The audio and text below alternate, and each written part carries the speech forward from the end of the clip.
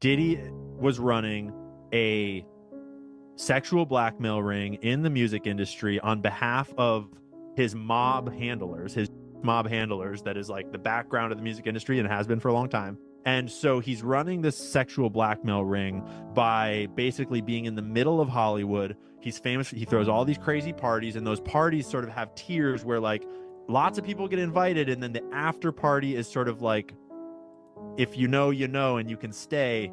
And he's definitely they're definitely like all fucking each other, but they're also pretty clearly also fucking young stars like Justin Bieber, like Usher when he was younger, lots of those guys, lots of boys, lots of girls. But it also sounds like they are trafficking children in from the trafficking industry, like not kids of fame, not kids from Hollywood, but actually just like disposable children. Mm-hmm. And I'm starting to suspect that lots of kids are being killed or just dying from this abuse or from some of the like more sick, dark kind of rooms that are happening at some of the parties, probably.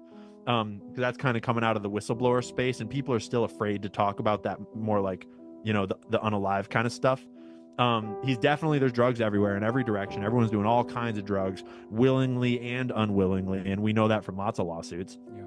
And it all adds up to sort of like the guy was put in place in order to manage our culture, in order to manage the music industry, in order to create blackmail and create debauchery, to fill the prisons, to sort of like debase the culture, to undermine the family, to undermine black culture. Like it just looks like that's what's been going on for decades here. And then he starts to get high on his own supply of power and just like gets more and more reckless and more and more reckless. And they are protecting him all through this time. And I assume they've already got Jay-Z ready to step in and fill his shoes, because everyone in the industry is talking about how Jay-Z is just as bad as Diddy. Jay-Z's at all these parties. DJ Khaled is at these parties. Drake is at these parties. All these guys are fucking each other. They're all swapping wives, and they're all swapping booty holes. They're all throwing baby oil around like crazy.